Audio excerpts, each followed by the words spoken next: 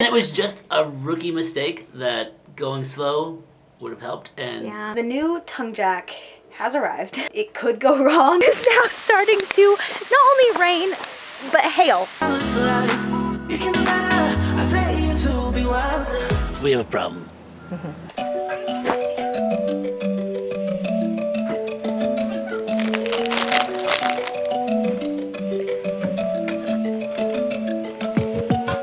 The tongue jack. The tongue jack on the trailer is bent. When we were doing a Boondockers Welcome back, basically when we first started a month ago, we had completely hitched up, but then had to move forward like 20 feet in order to dump the tanks. So basically, really long story short, I got distracted because we were talking. I'm a talker. And we were ready to get out. So finished emptying the tanks, said goodbye after chit-chatting, and he put it into gear and barely started to go at all. Maybe went 6 inches. No, maybe. oh, maybe not even that. Yeah. And realized that we had left the tongue down. Yeah, it's like I got in the seat, I knew something, I was like forgetting something, and then I pulled forward just a little bit, just enough to do something, and I looked back in the mirror, and the look on her face said, hey, you forgot your tongue jack. There's a problem. And I was like, crap. So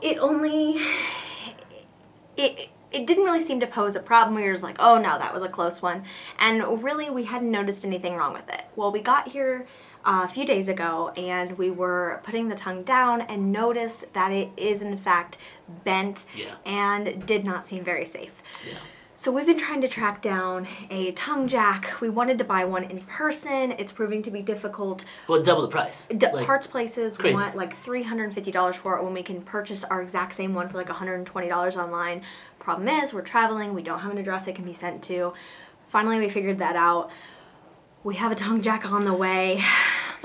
I would say this is probably our first major big issue, and it was caused by ourselves. Yeah. And it was just a rookie mistake that going slow would have helped, and slow down. So we kind of just have to grit our teeth and take the cost and know that we're being safe by replacing it. We could continue to go. I wouldn't go. But I wouldn't continue to go. We just want to do things safe. Stupid.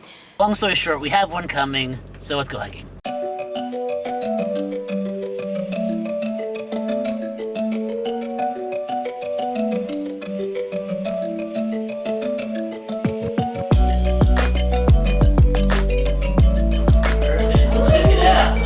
So we have found our way to the start of the Dripping Springs Trail.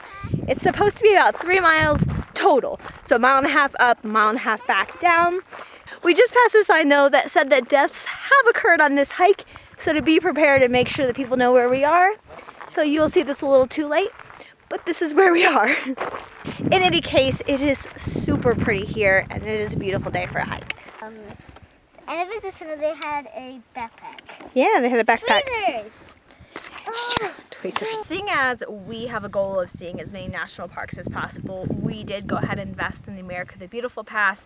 It just makes sense. It's $80 for the whole family for an entire year, when some national parks are something like $35 to get in. But one unexpected benefit of that pass is parks like this. So this is federally owned. It is a part of the national park system. There are actually over 400 national parks in the national park system. So when we say we want to visit all of the national parks, we mean the 62 that have the name, like Yosemite National Park. But we do know that there are over 400 parks that are actually in the system. And these parks are included in that pass. So if you don't think that the $80 pass is enough of a value for all the big national parks, this is also included in that, which is really cool. What they're doing over here is when we checked in and used our pass to get our permit to do this hike, they had these bags. These bags say Junior Ranger on them, and they have a bunch of activities and maps and like animal tracking. And there's supposed to be a compass, and there's trees. So it gives them activities to do. There's, like I said, there's a map and just things to keep them engaged during the hike. Most of it? No, it's like it's gonna be It's not good.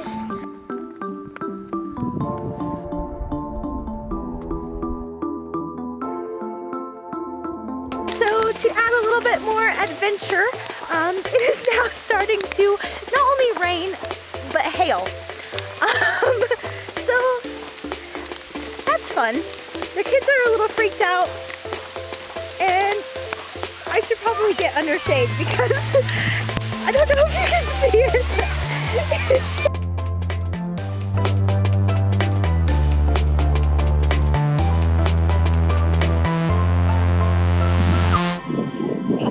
You know, there's a saying.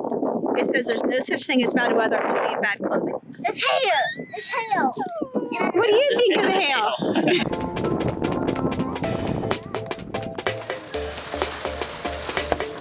But the reality is, it wasn't easy.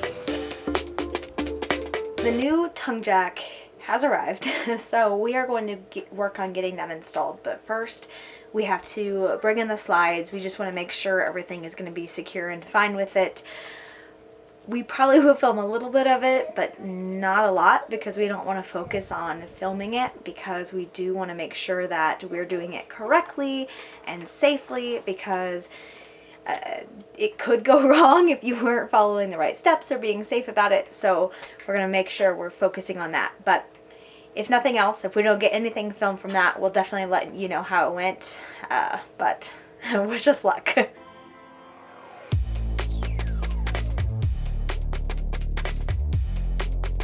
The tongue jack supports the weight of the front of the trailer, so in order to safely replace the jack, we hitched up the truck. This felt to be the safest option for us.